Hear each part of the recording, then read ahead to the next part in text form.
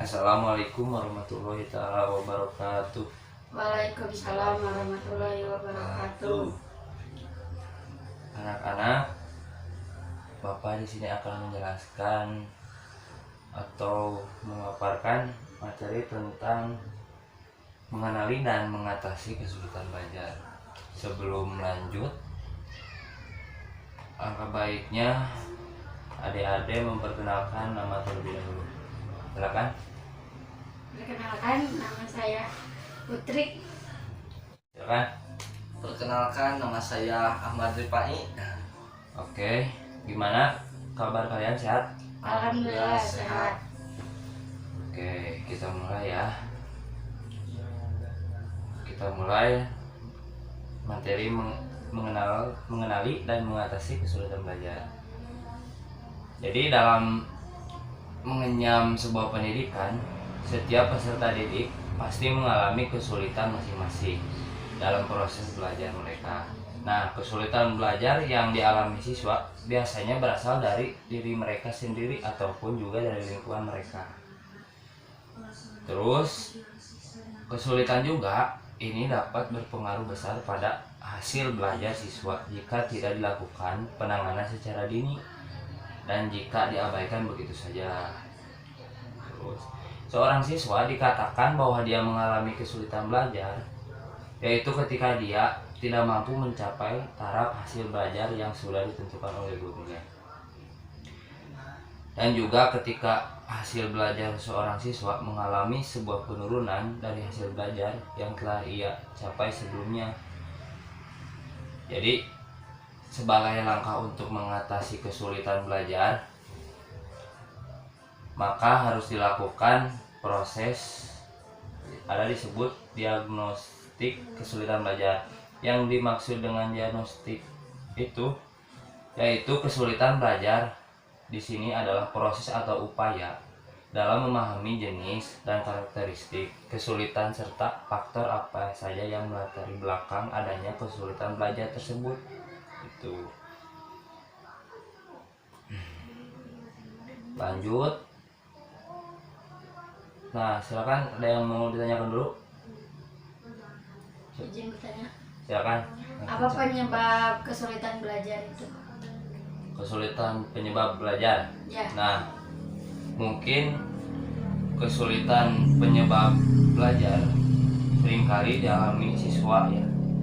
Banyak sekali itu penyebab siswa mengalami kesulitan belajar dalam mengikuti pelajaran di sekolahnya.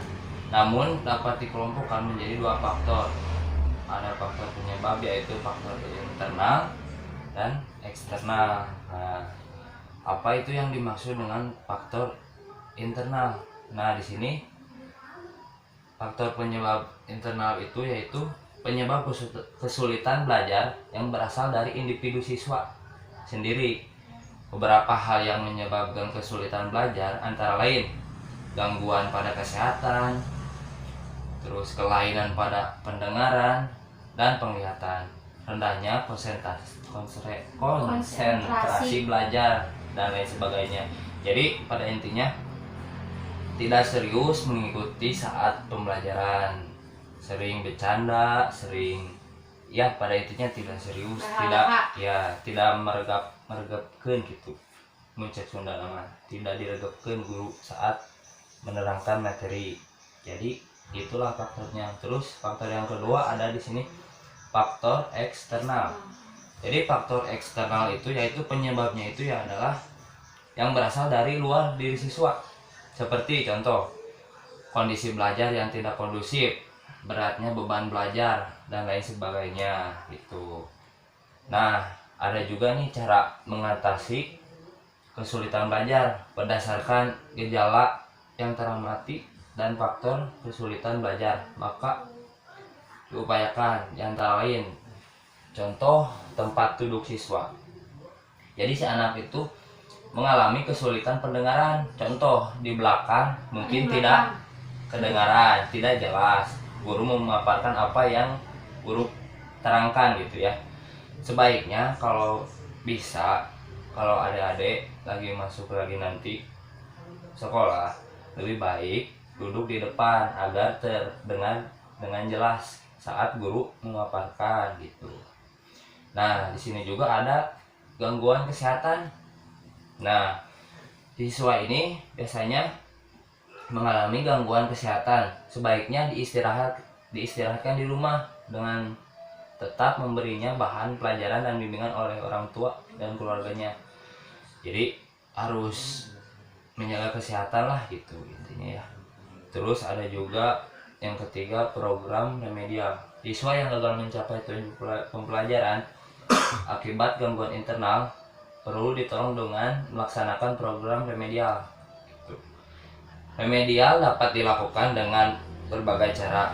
Contoh diantaranya adalah mengulang kembali bahan pembelajaran yang belum dikuasai, memberikan tugas-tugas kepada siswa, gitu ya.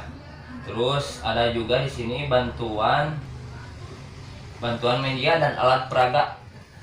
Jadi penggunaan alat peraga pelajar dan media belajar kiranya cukup membantu siswa yang mengalami kesulitan menerima materi pelajaran. Boleh jadi kesulitan belajar itu timbul karena materi pelajaran bersifat abstrak sehingga sulit dipahami oleh siswa gitu. Ada juga nih yang paling penting dalam belajar agar kita tidak sulit dalam belajar, yaitu mempunyai suasana belajar yang menyenangkan dalam hal misalkan contoh guru atau di lingkungan kelasnya, contoh kebersihan dan intinya kenyamanan di kelas itu.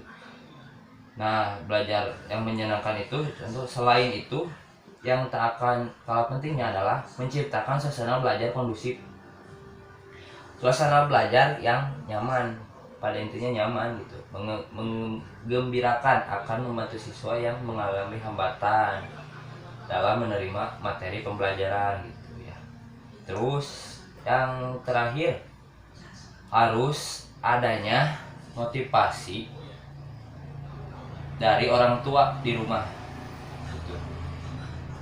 Jadi anak itu harus, adik-adik harus bisa berdiskusi atau menanyakan di rumah kepada orang tua gitu. Peran orang tua sangat penting untuk memberikan motivasi. Nah, di sini motivasinya itu ekstrinsik dan intrinsik agar anak mampu memperoleh hasil belajar yang memuaskan. Jadi ketika belajar di sekolah, ketika nanti pulang ke rumah diulang lagi pelajarannya. Kalau tidak mengerti, tanyakan ke teman atau bisa di rumah kepada orang tua gitu. Selain itu, juga orang tua perlu memperhatikan kesehatan tubuh ya pada intinya. Oke, ada yang mau ditanyakan lagi? Tidak.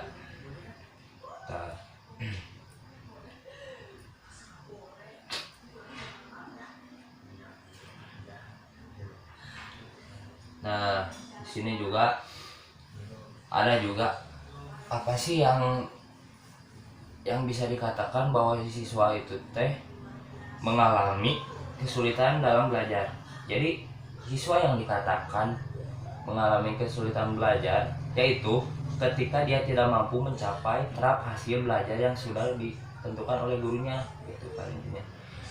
Jadi suasanakan atau bisa membuat nyaman di dalam kelas ataupun di teman gitu, di lingkungan ya. Harus bisa di mana yang bisa ditempatkan gitu. Oke. Mungkin sekian dulu dari paparan dari Bapak, dicukupkan sekian. Billahi taufiq wal hidayah. Assalamualaikum warahmatullahi wabarakatuh. Terima kasih. Waalaikumsalam warahmatullahi wabarakatuh.